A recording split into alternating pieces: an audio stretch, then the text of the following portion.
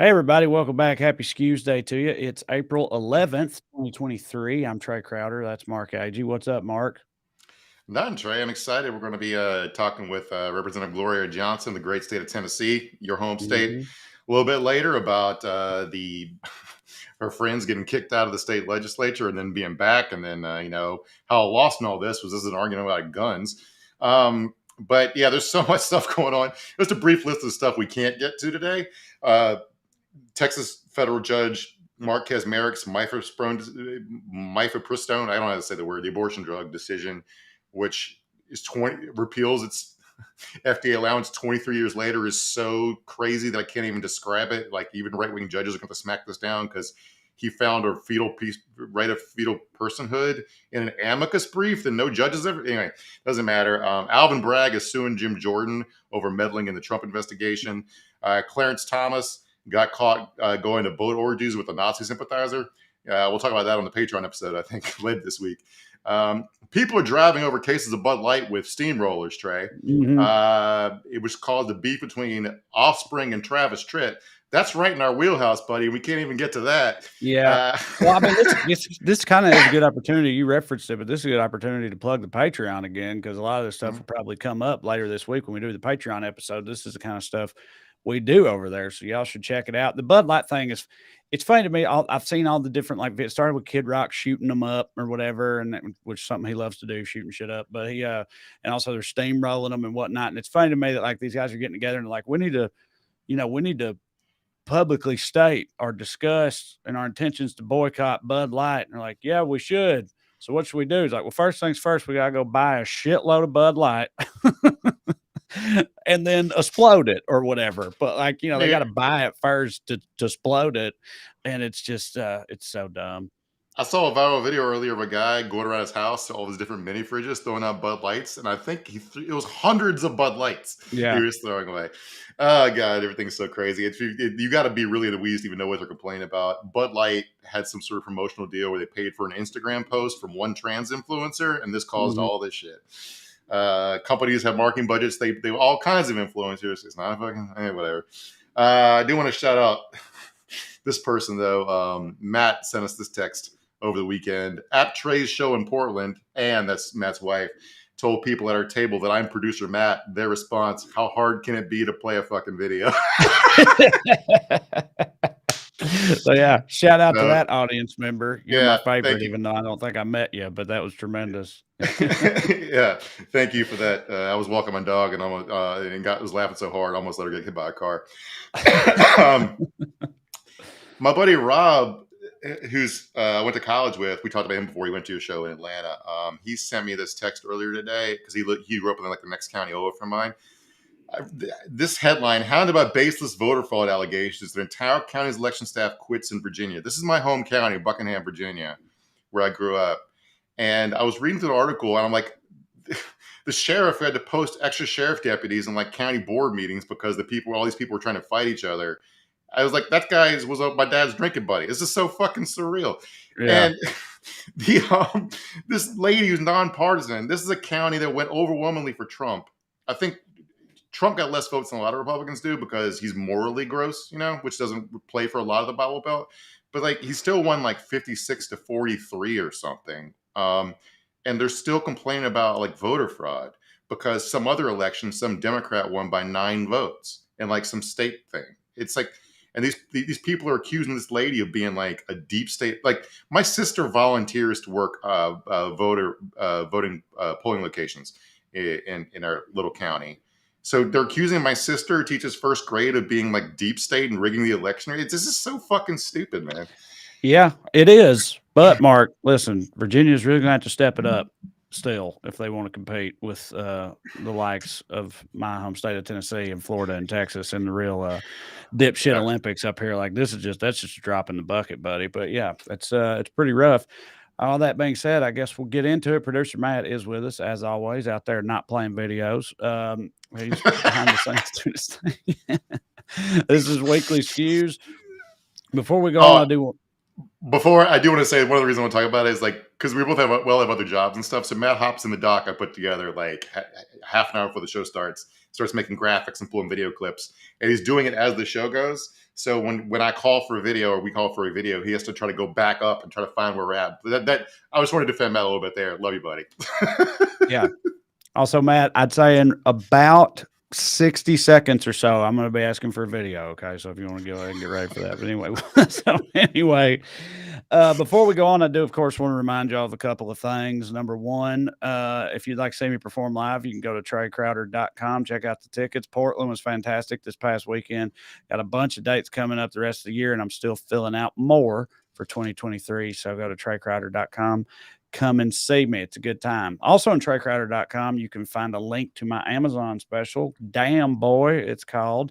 You can get it, or you can get the whole well-read comedy bundle, which includes mine, Drew Morgan's, and Corey Ryan Forster's, whatever you want to do. Either way, we hope you'll check them out. Then, lastly, as we said at the top of the show, if you're not already, you should holler at our Patreon. Go to weeklyskews.com/more, or go on Patreon and look me up. Find it on there. $5 a month gets you access to full-length bonus episodes like the one we're going to do later this week on Clarence Thomas and Bud Light and a bunch of other silly shit that's happening in this country. We're having fun with it. We hope you'll consider it, and it would support the show. So please consider going to weeklyskews.com/more, signing up on there, get some more skews in your life. Now, as for the show tonight, as Mark referenced, we're thrilled to welcome Tennessee State Representative Gloria Johnson, one of the Tennessee Three, the three Democrat legislatures who faced the ire of the Republican counterparts after they stood in solidarity with students protesting gun violence in the state of Tennessee. It's a wild story and has drawn a lot of well-earned scrutiny to the volunteer state. We're going to get some firsthand experience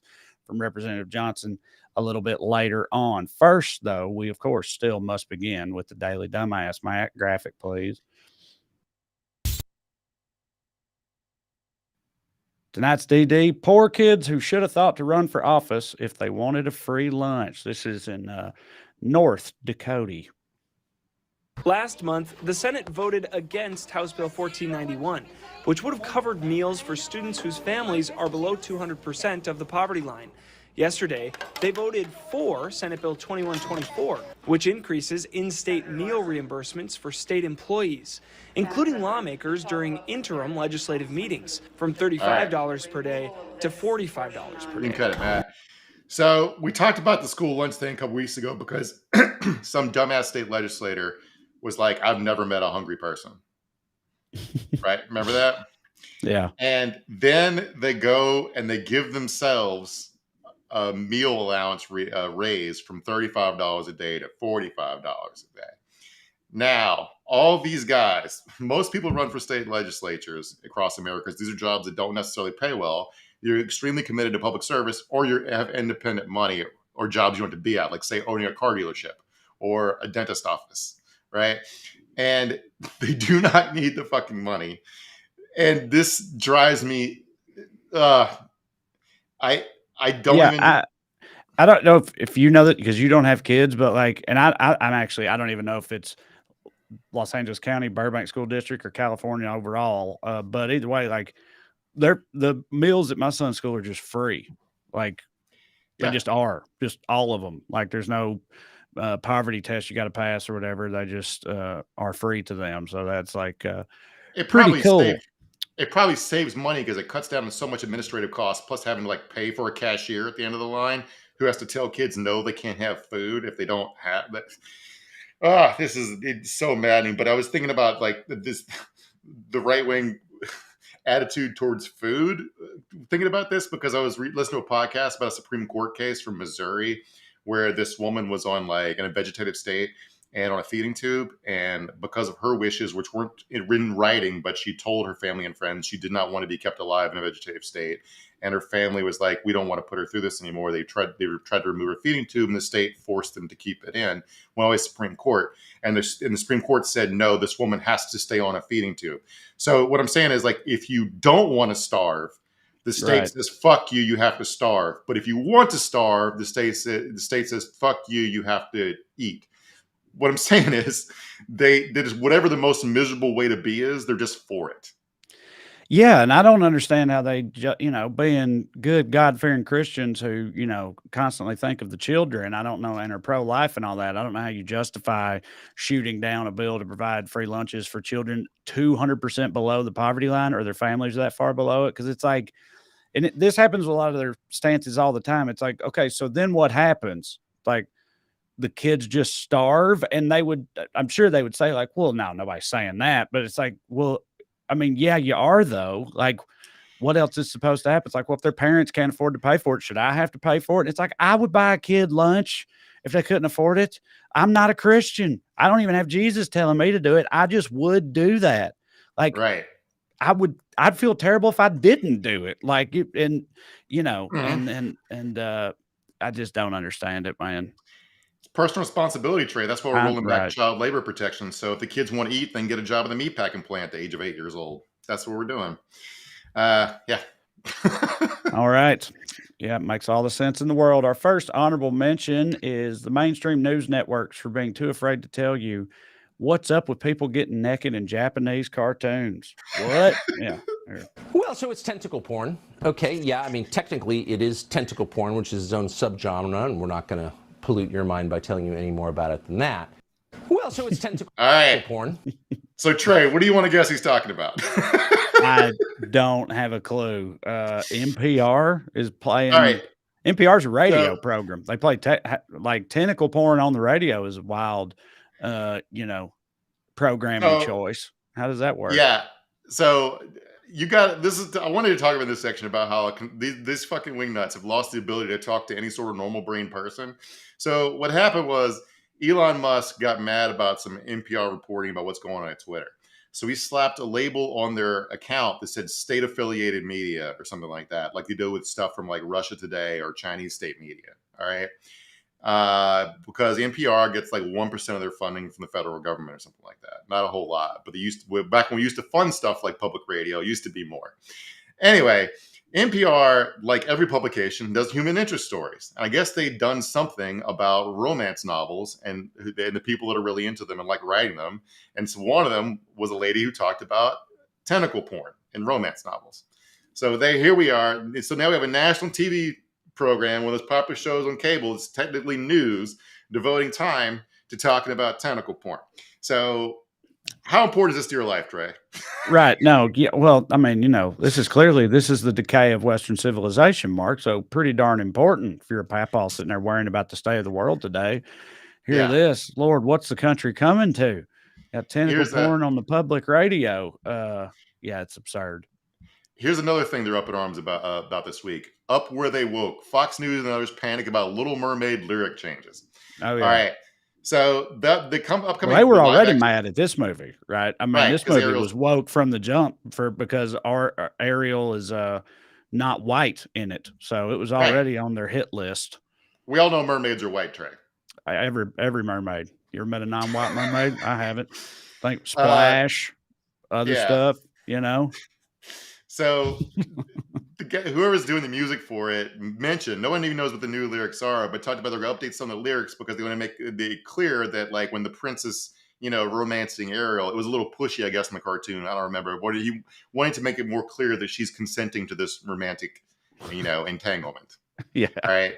Romantic now entanglement. Yeah. Pretend they don't have sex as a Disney. You know what's good for romantic entanglements, Mark? Tentacles. That's right. Yeah. Tentacle porn. Yeah. There you go. Nailed it. So, like, imagine you're trying to talk to a regular person, and you're like, "The Little Mermaid's woke." And you're like, "Okay, yeah, what? They're all, a lot of fish are trans, so is that what we're doing?"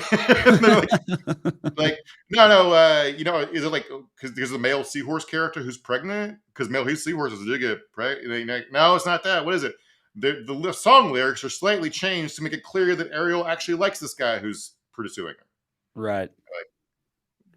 Okay, but I got to go buy groceries. What the fuck are you talking about? I know. The woke agenda at work. I'm not going to lie. I'm not like Katie's my wife's a huge big Disney adult. And we went to see the Dungeons and Dragons movie last week, which I highly recommend, by the way. It's a very fun time. And on the way out, they had this huge promo poster set up for the Little Mermaid movie. And Katie's like, ooh, or whatever. And I was like, oh man, but not because it's woke, just because, it's a live action Disney cartoon. You're gonna have to sit through it. Yeah, I don't want to have to sit through it. But I'm going to have to, and be subjected to the woke agenda. So, are you saying you're making a choice to maybe not go see a movie that's not intended for you? That's crazy.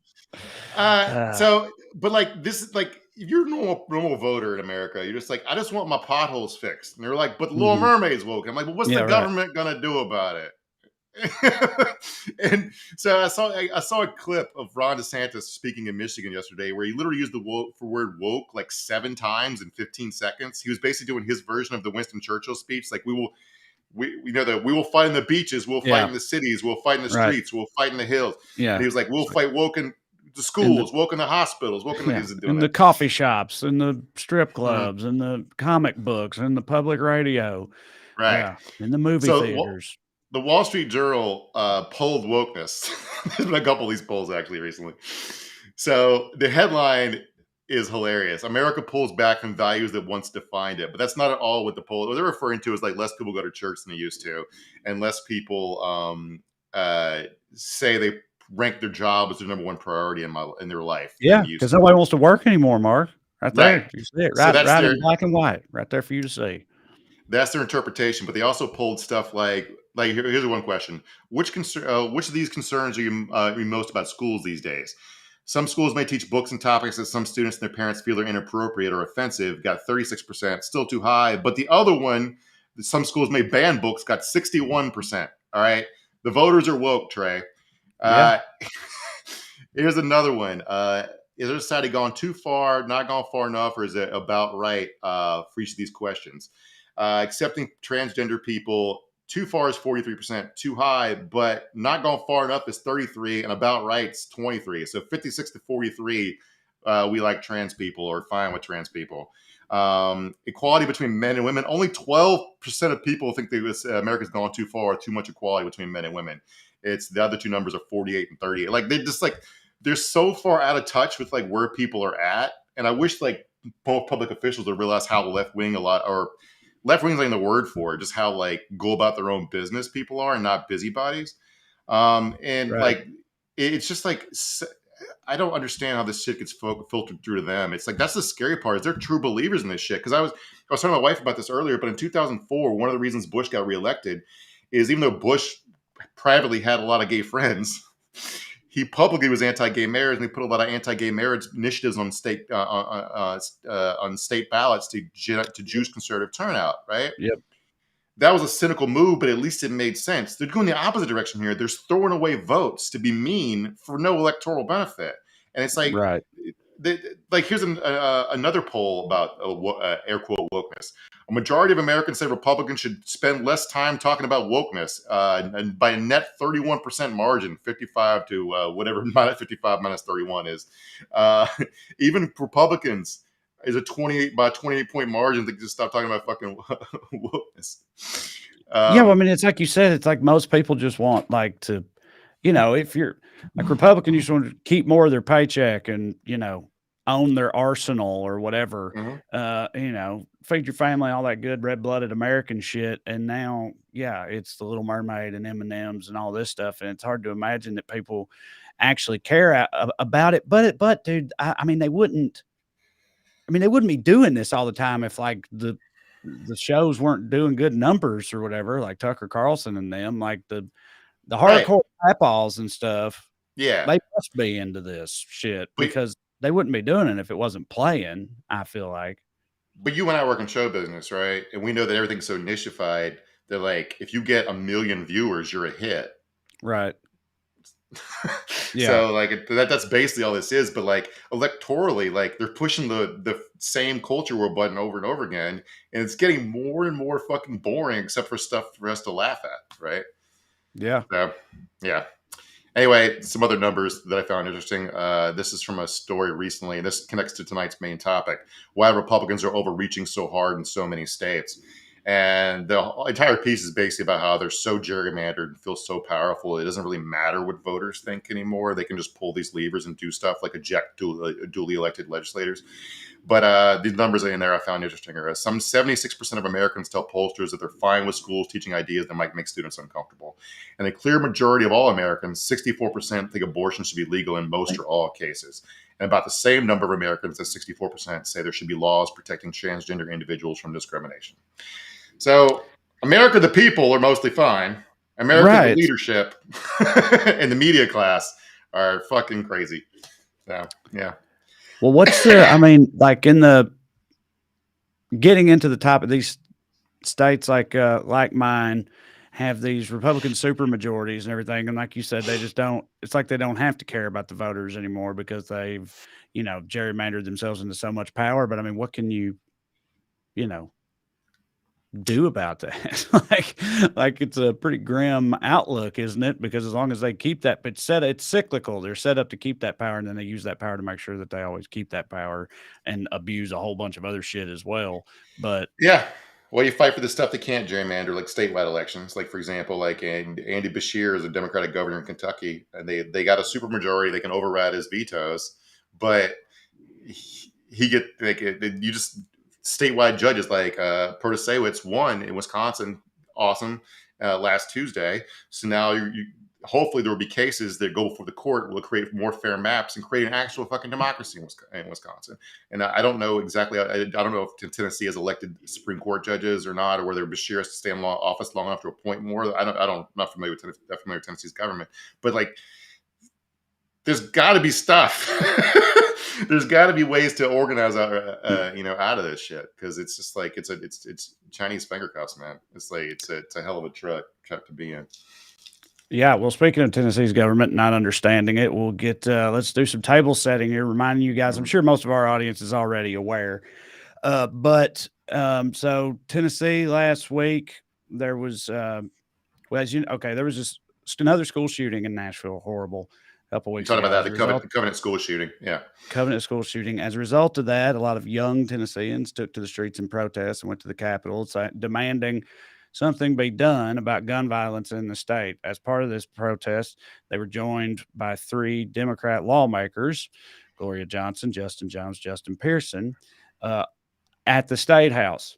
This resulted in the Republican supermajority in power threatening those 3 with expulsion. Then, last Thursday, they did vote to expel Justin Jones and Justin Pearson, 2 young black men, and Gloria Johnson, our guest tonight, was saved by 1 vote and allowed to keep her seat. Since then, a special committee, because of how the rules are written, has reinstated Justin Jones in Nashville and hoping for the same for Justin Pearson in the future. But it's just been insane. It's garnered nationwide scrutiny.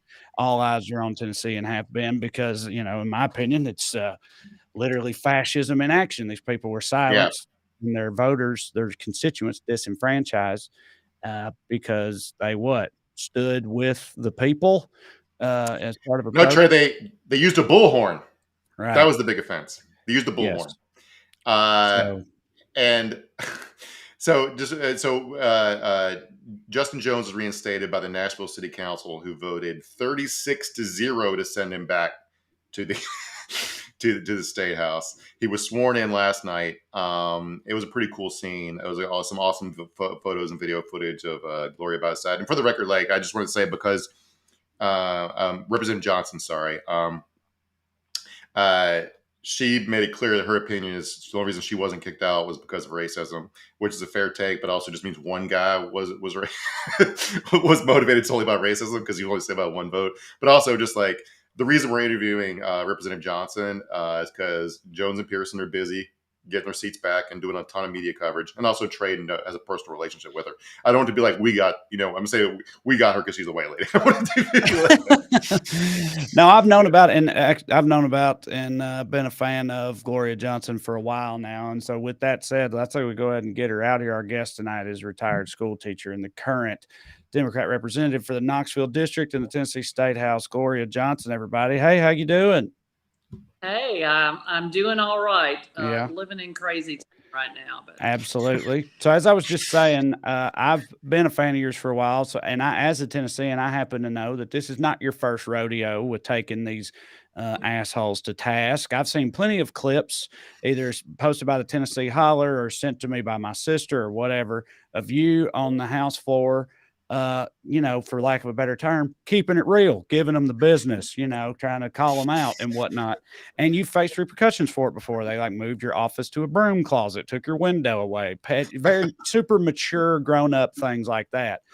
But obviously this incident though is on a whole other level. And so I'm wondering from your perspective, why do you think that? What was it about this that just pushed them so far that to make them react this way? How dare you break the rules, get up and talk when we haven't allowed you to talk, as if we are there to speak to them or we work for them. We work for the voters who sent us there. And the voters who sent us there want us to speak up against gun violence. We wanted to recognize the thousands of teenagers, toddlers, parents, and grandparents who were there that day to say, we want something done about gun violence. We have been silenced on the floor. Our mics were cut. They didn't give us the opportunity to do welcoming and honoring as we usually do every morning when we go into session. So we were not able to acknowledge all the thousands of folks who were there. And we felt like they had been there for a while, and they should at least be acknowledged. And we were compelled to go up between bills. One member had just finished running their bill, was going back to their seat. We went up between bills, spoke on the mic. We pretty much figured, as happens all the time on the House floor, the speaker cut the mic and called for a recess. So that's when one of the members had a bullhorn, a mini bullhorn, and used that to go ahead and say what we wanted to say to the folks who were there, and corresponded in a chant with the folks in the gallery. And that was all during a recess and lasted maybe 5 minutes. It's remarkable the rumors that they started about what was really going on, that what wasn't going on, and the speaker's idea that he said it was worse than the insurrection and he feared for his life. Right. I guess many born are scary. I'm not sure exactly if it was the 3-year-old or the 14-year-old that was going to take his life, but that's where we were. Yeah, I saw that they were comparing it to January 6th, which is just funny because the problem with January 6th wasn't that it was a protest. Trey and I talked about the day it happened, but like, I don't have a problem with like occupying a state house and chanting. It was like the goal we disagree with and the killing of the people. But so so this is all about decorum, but they ring it. I read they ring a cowbell constantly on the House floor. Is Yes, that right? Andy Holt used to do that. He absolutely did. You know, and let's not mention that we had an admitted child molester on the floor for years that they protected and helped reelect. I tried to bring expulsion on him, and they said, well, you know, his voters knew it and sent him here anyway, so we can't undo what they did. So, okay, let's keep the admitted child molester on the education committee. Great idea. Great idea, guys. I told Mark before we started that I know exactly what you're talking about because that guy represents my wife's hometown. That's where my wife and all my in-laws are from. That, and so I know that.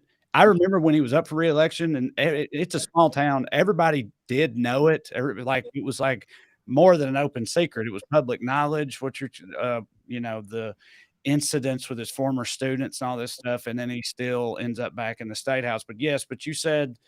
Or Mark was talking about the decorum. That's the words they use. You guys, they say, violated the rules of decorum. And so technically, in the way the bylaws are written, that gives them the rights, and I'm using air quote, to expel you all. But you told me in a direct message, they've only done that, 2 or 3 other times before, and the other times were kind of different, right? Yeah, in modern history, 2 times, and that would have been Jeremy Durham a few years back, and he had sexually harassed or assaulted 22 people while at the Capitol. And then there was 21 would have been allowed to stay. Yeah, right. I believe one of them was underage. And so let's see. And then there was the fellow with the bribe. Yeah, felony. Yeah. So this is who it was. And then we have to go all the way back to 1866 to members who did not show up and refused to show up to vote on the 14th Amendment. They were expelled. So sorry, I just want to, this is part of that killed me the most. Like I was reading about how just this has gotten generally created. Like in Tennessee, like a bunch of like Republicans have quit because things have gotten so crazy. They didn't think they could win primaries. This move to expel Representatives Pearson and Jones, just to tell how crazy this is, this was condemned by a disgraced and indicted former chief of staff to the House Speaker who was caught texting, quote, "Black people are idiots." All right. That's how fucking extreme and stupid this was. It's just absolutely insane. Sorry, go ahead. We're talking about members who have peed in each other's chairs because they got into it. Yeah, those are two Republicans, right? We broke decorum. Yeah, I was reading about. I don't know if you guys. I don't know if you're aware, but that was Thursday. Then on Monday night, House floor, and they are reading the expulsion resolutions. And as they do, the people in the gallery get pretty ticked and they get loud and start chanting. I think they were chanting "fascist, fascist." Yeah. And so then the troopers come up, and a lot of members on the floor, both sides of the aisle, were videotaping as the troopers were removing people. And at that point, one of the Republican members from Knoxville turned around, shoved Justin Jones, and stole his phone from him. And so there was this, it looked like what's a football, a fight of fans on the basketball field court or something when they all get into a rumble. And it took a few minutes everybody was trying to pull everybody apart. That was a bigger disruption, which included an assault and theft of a member's phone. And nothing was said. And nobody had a problem with that. But try to speak for your constituents, you're out.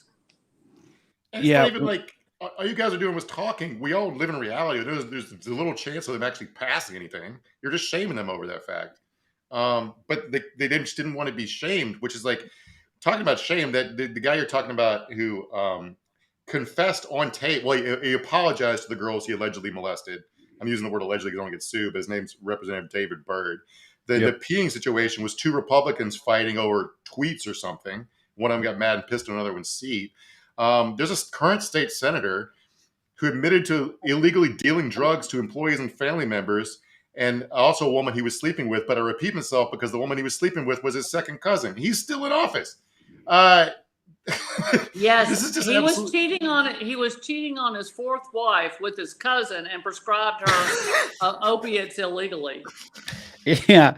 Well, I mean, I told Mark when he told me that, I was like, well, depending on the county he represents, that could be archetypal representation right there. I don't know. But if you really want to get entertained, go back and read the scene and read the notes from the divorce. And I'm telling you, it's just unbelievable. That's all I can say. So I want to know, it seems to me you've served multiple non-consecutive terms, correct? Right. Like and so even in that amount of time, like the evolution, I guess the devolution of the Republican Party in Tennessee and the way they conduct themselves, like it just seems like it's just really getting out of hand in an embarrassing fashion.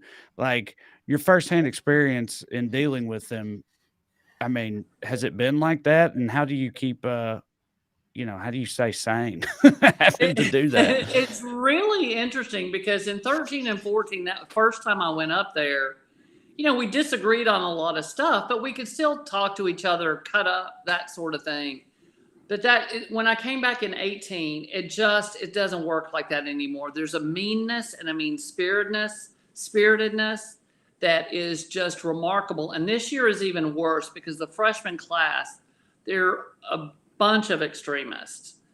And it's kind of unbelievable. I mean, I haven't even scratched the surface of the things that I can tell you that they are doing. I mean, we had the disgraced speaker in 2018, the one with the racist and the misogynist text, the one that is currently under multiple indictments and awaiting trial. He sat on the House floor for 3 years after all that stuff happened and came out. 3 years sat on the floor. And then Robin Smith, who was involved in the wire fraud and the fake LLC and all of that, she not only sat on the floor for a year or two, but she was also in leadership, was chair of a committee, and nothing happened to her. It's Yeah, sorry, go ahead. It's just The disgraced former. Yeah, I mean, it absolutely is. Like the disgraced speaker, just because this is funny, like he had to explain why his text message trail included discussions of pole dancing women and his chief of staff's sexual encounters in the bathroom of a hot chicken restaurant. That's very Nashville. So I guess Representative Pearson has heard rumors that if the Memphis City Council or whatever government entity there is tasked with deciding whether or not he's reappointed, if he's done so, they're threatening to withhold $350 million of funding to Memphis. Have you heard anything about that? This is what Nashville does. They are all about retaliating on someone that wrongs them, as they see it. When they don't get their way, they throw a kicking, screaming tantrum. This is a kicking, screaming tantrum. We're not going to give you this money for your stadium if you all appoint this fella. And I mean, it's Justin's, we're talking about it, but it's been in the press. And so they better watch themselves if they do that when everybody is aware of what's going on, but it's like a crime syndicate. I've said that for years. They didn't call, HR did not call the two Justins before the expulsion to meet with them. They called me, the 60-year-old woman who has some health problems. They're fine if I keep them in check, but they called me and said, we want to talk to you about your benefits. And I said, okay. And they come into my office and the head of HR says, well, I just want you to know if you're expelled, then you will lose your health care. You will not be able to keep your health care. And I said, well, I was curious about that. I know when Durham was expelled, he lost his health care and he's suing to get it back. And she said, yes. And that lawsuit is still going on. And I said, well, I'm aware of that, but oh well. And then she also came in with the ethics attorney. And so the ethics attorney says to me, well, a couple of years ago, there was a member who was potentially going to be expelled. And when he found out he might lose his health benefits, he decided to resign. So if you resign, you won't lose your health benefits. That's like you talk about the man in crime syndicate. I see. Yeah, right. Be a shame if something were to happen to those health benefits of yours. I mean, that's a direct echo of the scene in The Godfather where they go to talk to that witness in federal prison and insinuate if he kills himself, they'll take care of his family. Right? Exactly. Yes. Yeah. So I wanted to ask you, you said, they better watch it. If they go through something like this, everybody knows what's going on. In the intervening time since all this has gone down, I've heard from a lot of my friends that are really politically engaged, people that like work either in politics or ancillary to politics, like all around the country, not just in Tennessee. They're all progressives, everybody that I'm talking about, everybody's texting me anyway. And I've seen a number of them say some version of like, I think they might have overplayed their hand this time. It's like, I think this might be a bridge too far. Like they may live to regret this. This is too much for people. They've, energized the youth in Tennessee against them. And, the typical suburban voters are, not going to be able to stomach this type of thing, or just optimism essentially is what I'm getting at. And I'm wondering where you stand on all of that. Where you're at on the optimism scale and how you feel about the fallout from this going forward? I couldn't do it if I wasn't hopeful. I couldn't do this job if I don't see things that are giving me hope. And these young people, they're so smart. They're so savvy. They know how to they're going to stand up. They're going to speak up. They're not going to stop. They're not going to back down. They care deeply. They're passionate about issues like gun violence and climate change and so many things, and equality for certain. And I don't think they're going to back down, and they have wakened a sleeping giant, because this is a multiracial, multi-generational movement. And I think that is the beauty of it. We are all joining together, gathering forces, and we are going to fight. And these young people are going to lead us. I said the other day, I'm a teacher.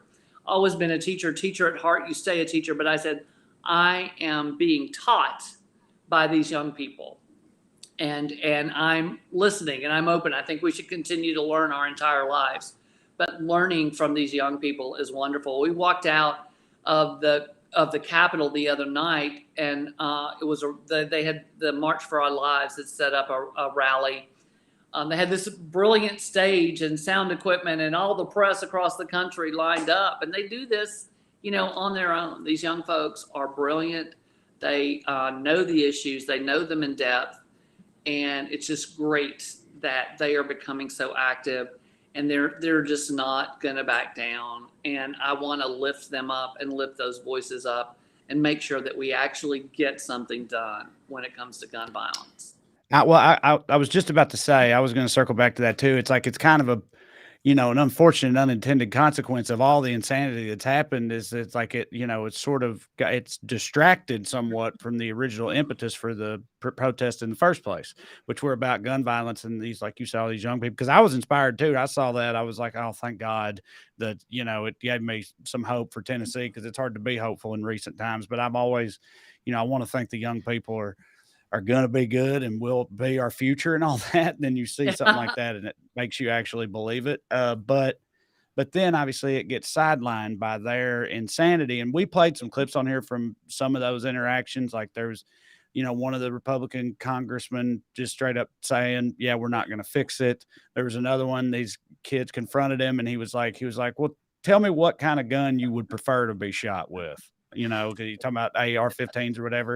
And it's like, they're just being openly disrespectful and non-committal about everything and just seem not to care at all until you guys got involved and they saw an opportunity to, really show their asses. But so that part of it is not lost on you guys, right? Or on the movement or on the kids or whatever. Like it's not like that's just over. People didn't just give up on that part. That still matters. Yeah, and every one of us, we make sure that when we're doing any press or anything, we want to make this about gun violence and ending gun violence. One of the same people that you said, what kind of gun do you want to be shot with, was also the fellow who said, well, I don't care what it takes. If we need a tank in front of every school, we're going to do that. Well, that's outrageous.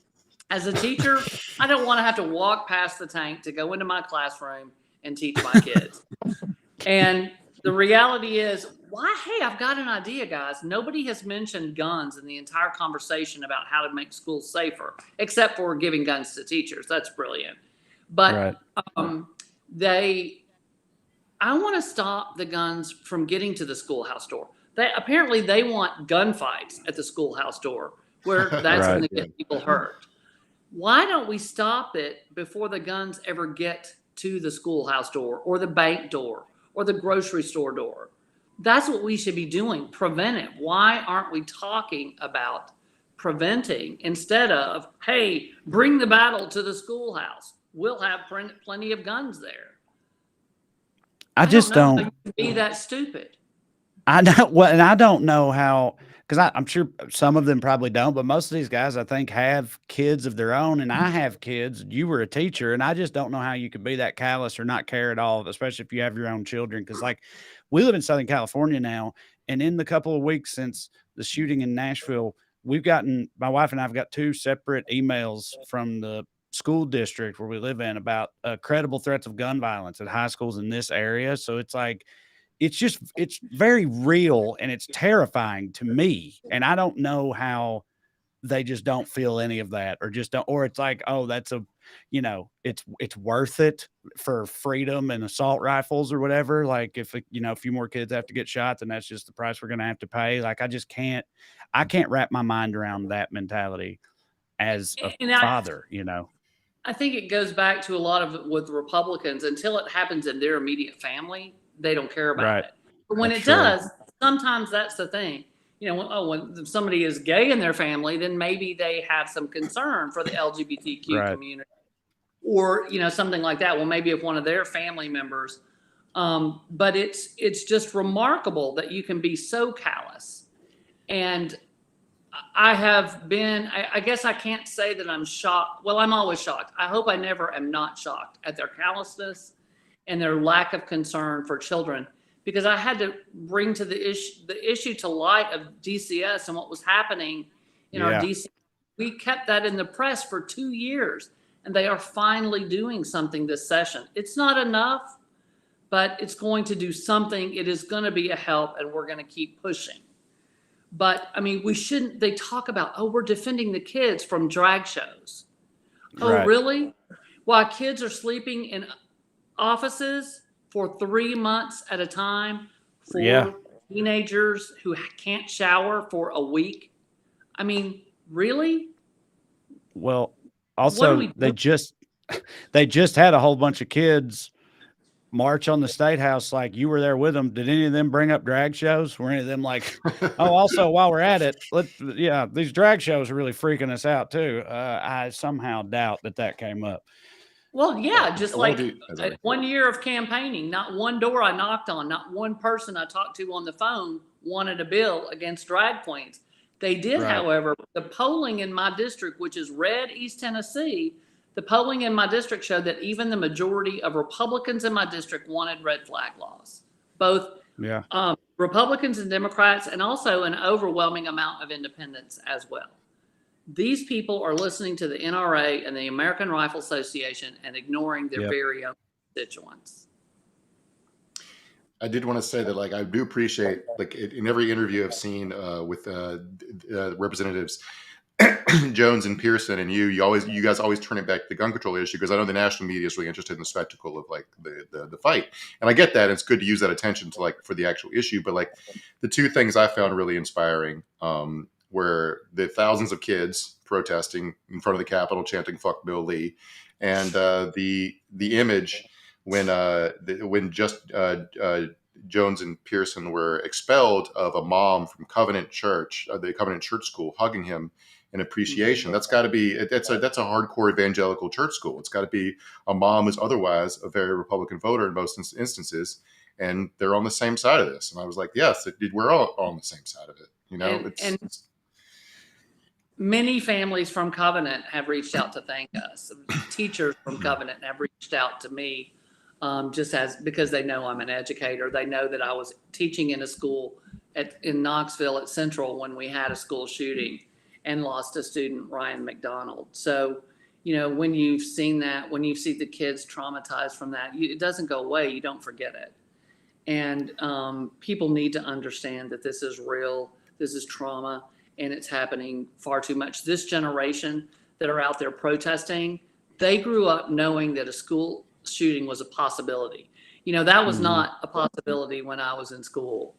And Right. it really does change the way you view the world and the way you view the adults who are supposed to be taking care of you. And they want change, and they want it now. Yeah, and I don't know how they don't view that as a problem for their long-term prospects, Republicans, I mean. You know what I mean? Like, that's the thing I've been thinking for so long. It's like they seem so dedicated to, like, alienating as many types of people as they possibly can in this country, except for just, like, the base, you know what I mean? Just, like, straight white Christian conservatives or whatever. And, I just don't understand how that's supposed to work long term. But you got things like gerrymandering, they rigged the system. And so, you know, before you came on earlier, Mark was going over these poll numbers from the Wall Street Journal about how the majority of Americans are not overly concerned with woke stuff or critical race theory or things like that. But it's all you ever hear them talk about. I did want to ask, because you're an educator, about that part of it too. Critical race theory, banning books, all that stuff, also being done in the name of protecting the children, right? As a lauded longtime teacher, in Tennessee, what do you think about all that? It's terrifying to me that we are stopping basically any discussion of race. Anybody knows that if you want to make sure that we don't have racism, we have to have those tough conversations. And it's just had a chilling effect.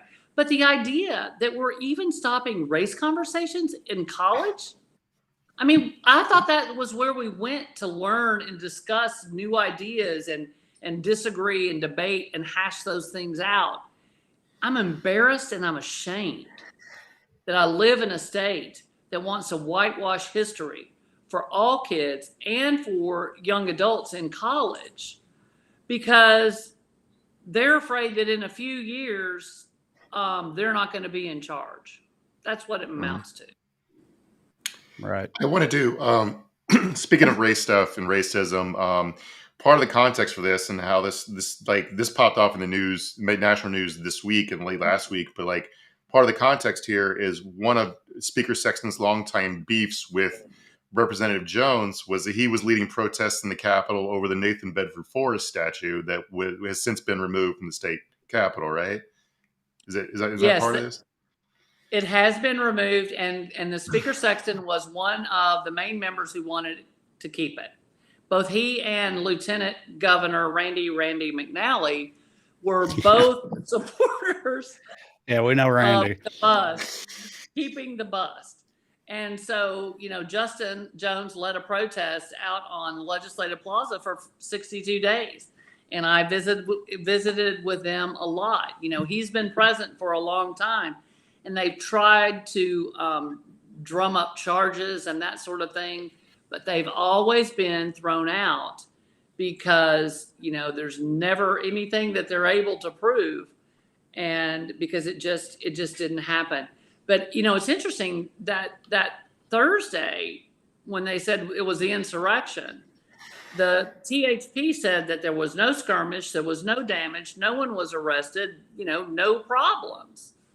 But still yet, I'm getting calls at the office saying, you did an insurrection and you should go to Gitmo and, all stuff. Do you, I wanted to ask, because we intimated this last week, but it hadn't become public. We didn't know if he was going to talk about it, but remind me of his name, Trey, the guy from Tennessee Holler. Justin Canoe.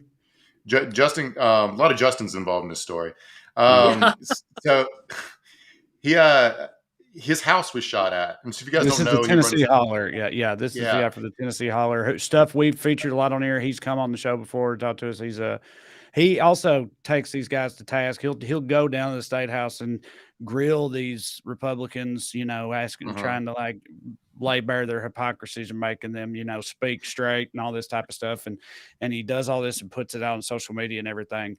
And anyway, so that's who we're talking about. And Mark, he's also the one who found Randy McNally's Facebook comments to that fabulous gay influencer he was a fan of.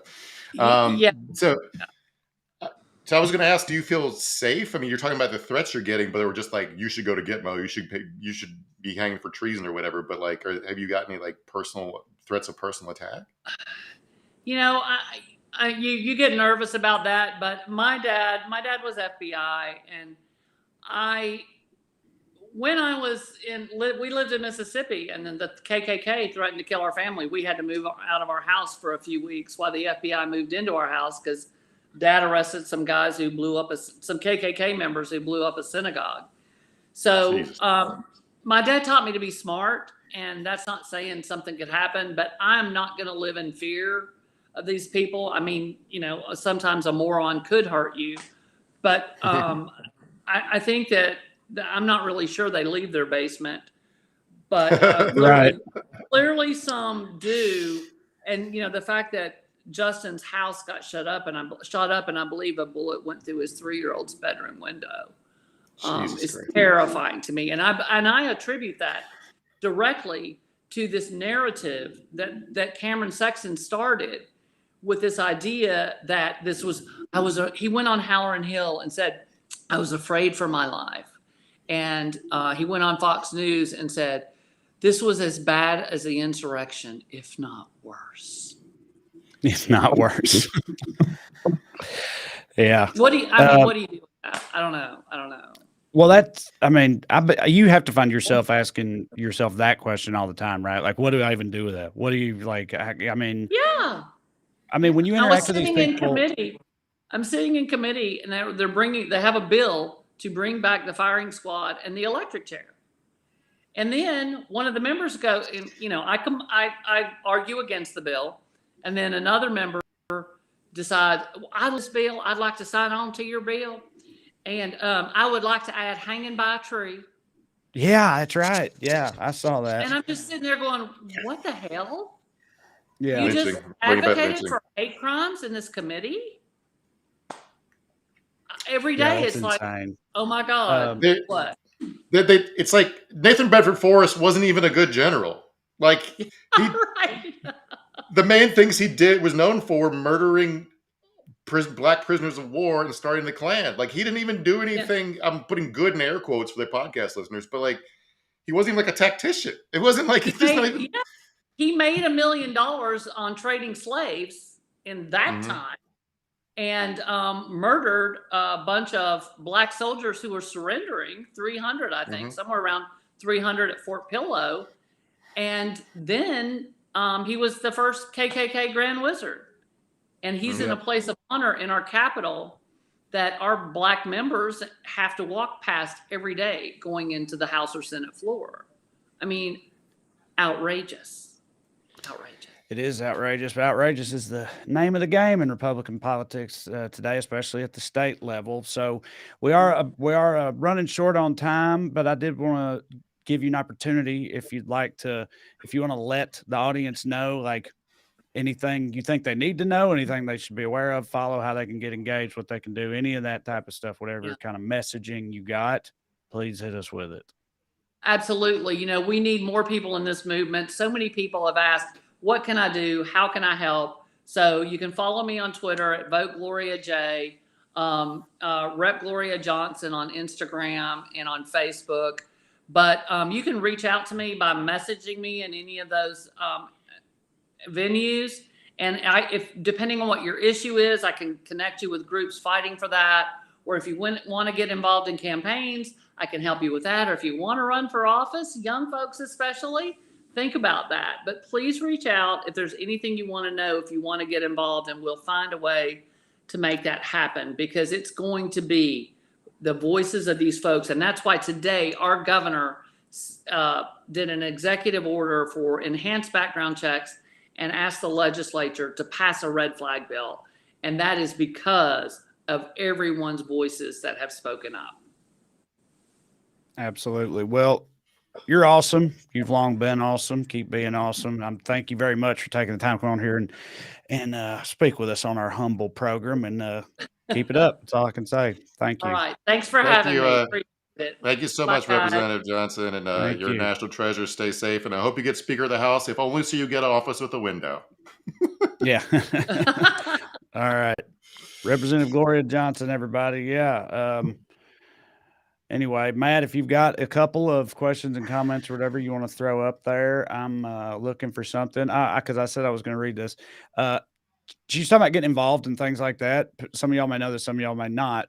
One of my patrons, who goes by Sweet Gwendolyn, on my Patreon this week posted this comment, letting everybody know that they had discovered that it's way more accessible and possible to get engaged with some of this stuff if you want to. They said, I live in Austin, Texas. I've discovered you can park for free and just go inside the Capitol building and use a kiosk to say whether or not you support or oppose a bill.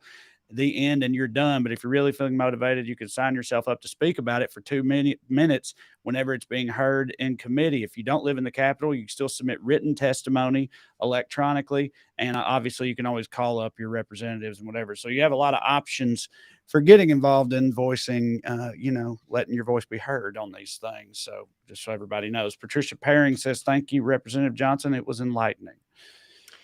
Before we... Oh, sorry. Go ahead. You read that comment. Jasmine Parker says, amazing interview. Thanks. No, thank you, Jasmine. Appreciate it.